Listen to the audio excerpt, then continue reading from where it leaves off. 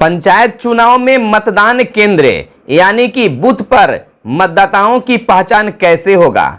आखिर कोई भी मतदाता किस आधार पर वोट देने के अधिकारी होंगे? आखिर किन किन कागजातों को दिखाने पर मतदान कर्मियों के द्वारा उन्हें वोट देने का अधिकार दिया जाएगा, वोट देने का परमिशन दिया जाएगा? इसके लिए 16 तरह के कागजात राज्य निर्वाचन आयोग के द्वारा जारी किया गया है। यानी कि 16 तरह में से किसी एक तरह के भी कागजात आप लेकर जाते हैं तो आप वोट देने के अधिकारी होते हैं। आपको प्रथम मतदान कर्मी या आपको आदेश देंगे कि आप वोट देने लायक हैं। यानी कि प्रथम मतदान कर्मी जो होते हैं उनको आपको पहचान पत्र दिखानी होती है और प्रथम मतदान कर्मी ही आपको वोट देने का इजाजत देते हैं और उसके बाद आप दूसरे मतदान कर्मी के पास में जाते हैं जहां से आपको पर्चा कटकर मिलता है और निशानदेही करना पड़ता है, हस्ताक्षर या अंगूठे का निशान लगाना पड़ता है। तो आखिर 16 तरह के कौन कौन से कागजात हैं जिसमें से एक भी कागजात आप लेकर जाते हैं तो वोट देने के अधिकारी हो जाते हैं। सबसे पहला अधिकार तो ईपिक होता है, वोटर आईडी कार्ड। अगर वोटर आईडी कार्ड आप लेकर जाते हैं तो उसमें कोई संदेह नहीं होता है, आप बेझिझक आप वोट दे सकते हैं। प्रथम मतदान अधिकारी को आप वह वोटर आईडी कार्ड ईपिक दिखाते हैं तो ईपिक संख्या वो अपने रजिस्टर में नोट करते हैं और आगे जाने की इजाजत देते हैं, यानी वोट देने का अधिकारी हो जाते हैं। अगर वोटर आईडी कार्ड आपके पास नहीं है तो क्या आप मतदान नहीं करेंगे? मतदान करेंगे। राज्य निर्वाचन आयोग के द्वारा 16 तरह के कागजात निर्धारित किए गए हैं कि 16 तरह के कागजात अगर आप लेकर मतदान केंद्र पर जाते हैं तो आपको वोट देने के लिए इजाजत मिलेगा। तो आइए जानते हैं कि वह 16 तरह के कौन कौन से कागजात हैं जिन्हें आप लेकर जाइएगा तो आप वोट दे सकते हैं। तो हमारे साथ बने रहिए, सुनिए कि आखिर वह क्या क्या चीज है। मतदाताओं के पहचान के लिए सबसे बड़ी चीज है उनका मतदान जो वोटर आईडी है। मतदान केंद्र पर यानी बूथ पर मतदाताओं की पहचान आखिर मतदान कर्मी प्रथम मतदान कर्मी कैसे करेंगे और आपको क्या कागजात लेकर जाइएगा कि आपको बूथ पर मतदान करने का अधिकार मिलेगा, आदेश मिलेगा? तो सबसे प्रथम पहचान मुख्य आधार ईपिक होता है। दूसरा, अगर दूसरी बात कर लें तो मतदाता के पास ईपिक नहीं होने पर प्रथम मतदान पदाधिकारी आयोग द्वारा निर्धारित 16 वैकल्पिक दस्तावेजों के आधार पर मतदाता की पहचान सुनिश्चित करते हैं। आपको पहला है आधार कार्ड।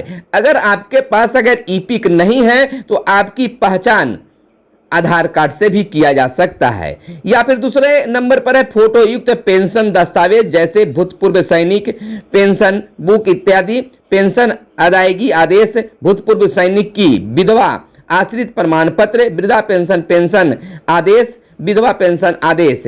तीसरे नंबर पर है श्रम मंत्रालय योजना अंतर्गत जारी फोटो युक्त स्वास्थ्य बीमा योजना स्मार्ट कार्ड से भी आप वोट देने के अधिकारी हो जाते हैं।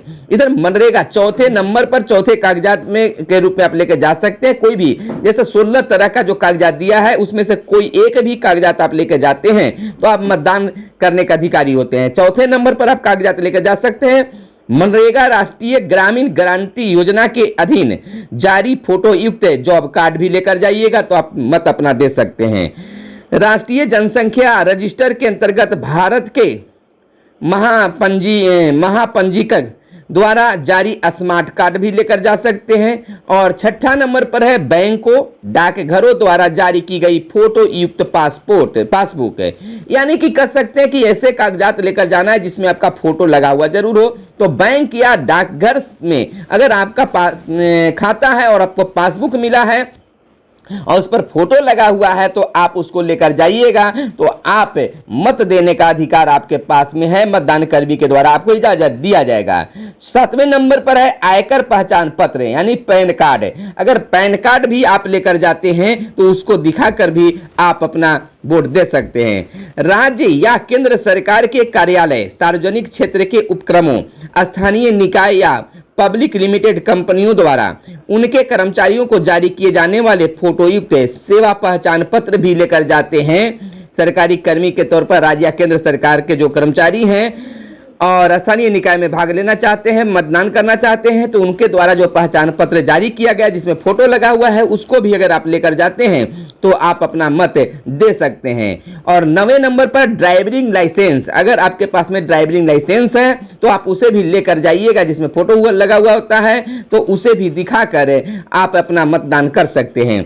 10वें नंबर पर है सांसदों, विधायकों, पार्षदों को जारी किए गए आधिकारिक पहचान पत्र, यानी कहा जा सकता है सांसदों, विधायकों, पार्षदों को जारी किए गए आधिकारिक पहचान पत्र से भी वो अपना मत दे सकते हैं। यानी कि जो सांसद, विधायक या पार्षद कोई भी अगर उनका अगर आधिकारिक रूप से अगर पत्र जारी किया गया, पहचान पत्र बनाया गया जिसमें फोटो लगा हुआ है, उसे भी देखकर वह मत दिखाकर मत करने देने का अधिकारी हो जाते हैं। या आप कर्मी हैं तो इन तमाम चीज़ों को देखकर आपको वोट देने का, उनके परमिशन देने की जरूरत होगी।